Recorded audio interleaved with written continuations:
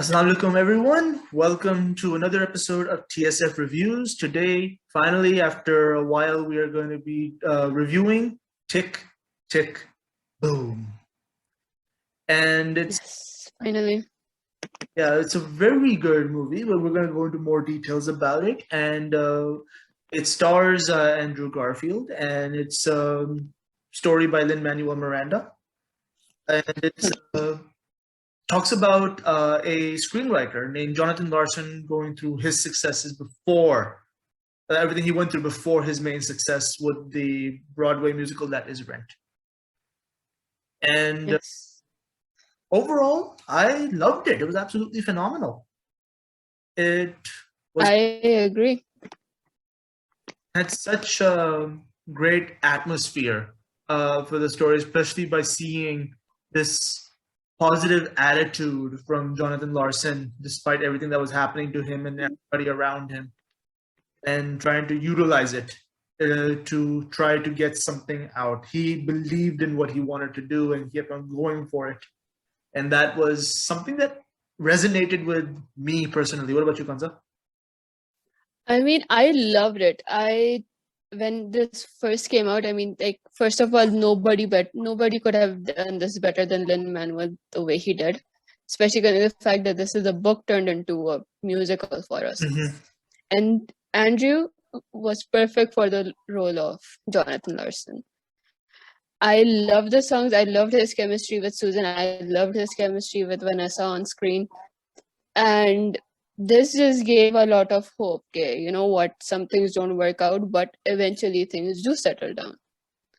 It's just unfortunate that he never got to see his musical Rent come up on actual Broadway. Yes. That is the one part of the story that I unfortunate.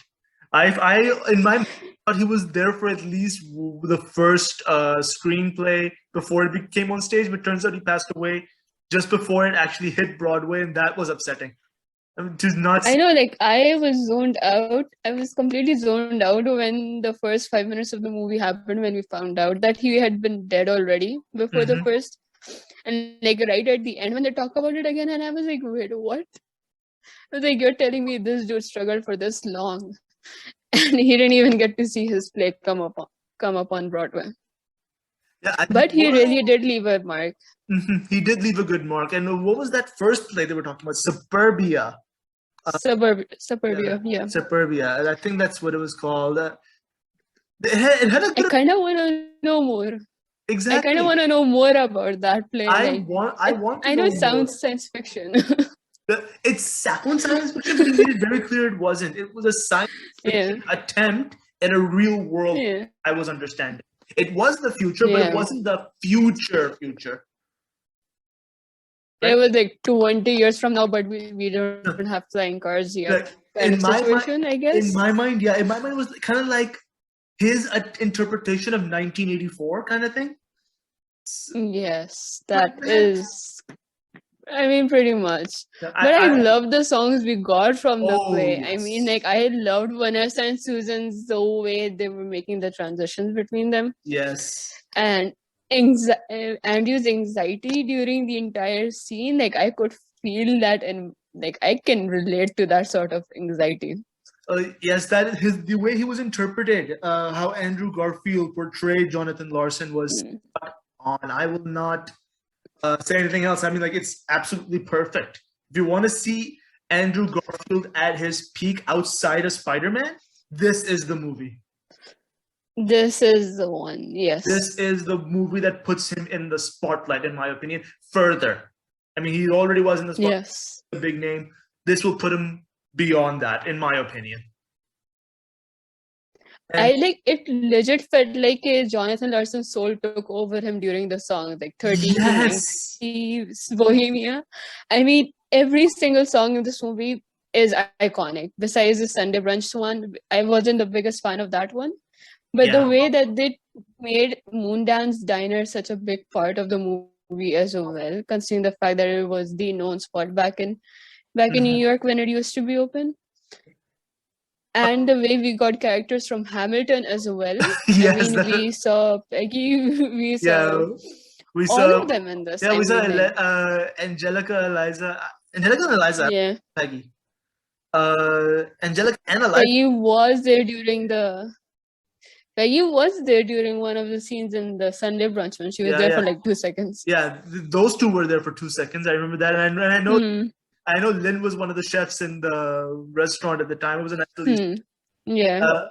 Yeah. So yeah. Now let's talk a little bit of the songs that were in this movie, really quick. Yes. Sunday brunch was not the best.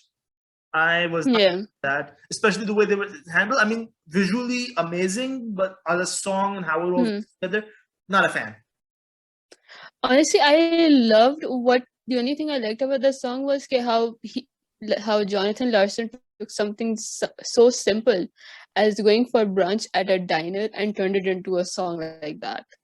I mean, his talent of being able to turn simple situations into songs, like, especially like that salt one that he came up with within 2 seconds of sitting and having the conversation.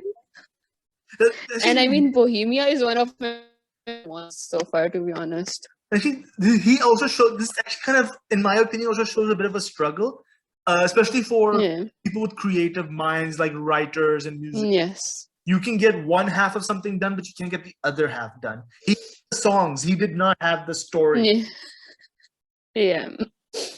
And just that one last song that he needed, and he came up with that in the swimming pool of all places. And I mean, I loved how they brought that song to life I love how they brought the songs into life in the musical. I mean, the way they showed the piano being represented as a swimming pool, even like these tiny things alone were just genius. Yeah. No, normally I would not like these type of attempts because they try. That's just an attempt to be a little too artsy.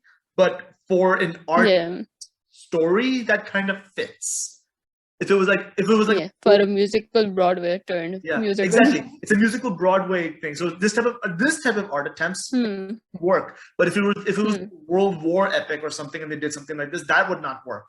Yeah, so that would not have worked. Yeah. So this is something that I actually appreciate as well. It knew its elements, decided to work around that.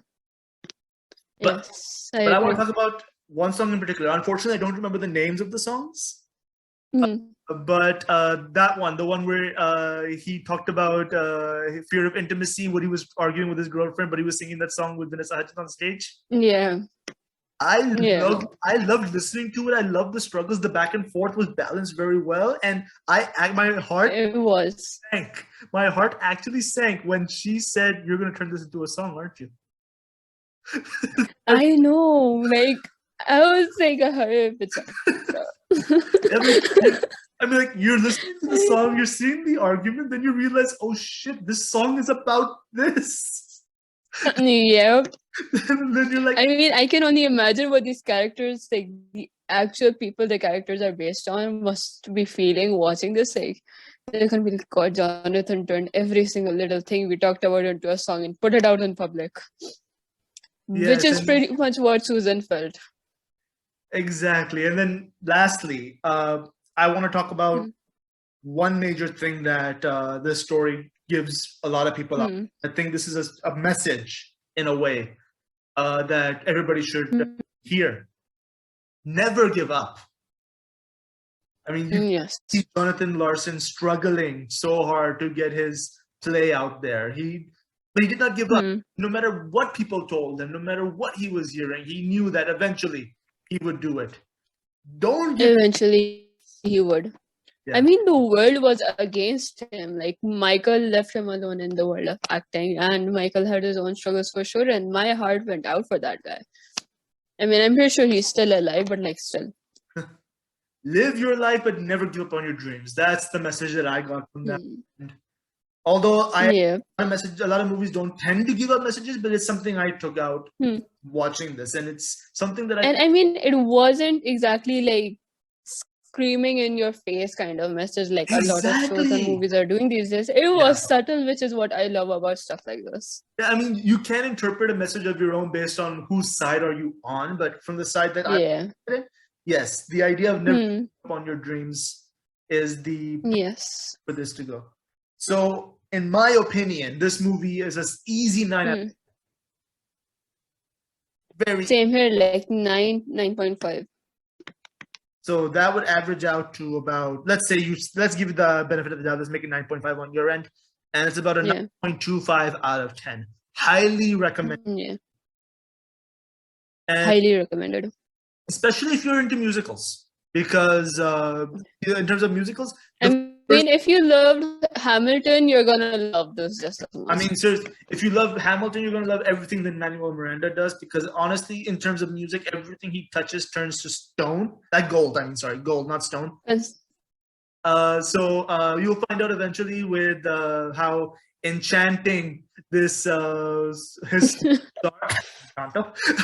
So we're gonna. It's a miracle. Not a lot of people have watched it yet. So we will get to that soon in another review. I'm pretty sure you guys already know. In the meantime, thank you all so much for listening to our point of views. And if you guys have any other ideas on what shows or movies you'd want us to review or discuss about in a future episode, do let us know in the comments. And yes, this is Amar and Kanza, and see you all next time.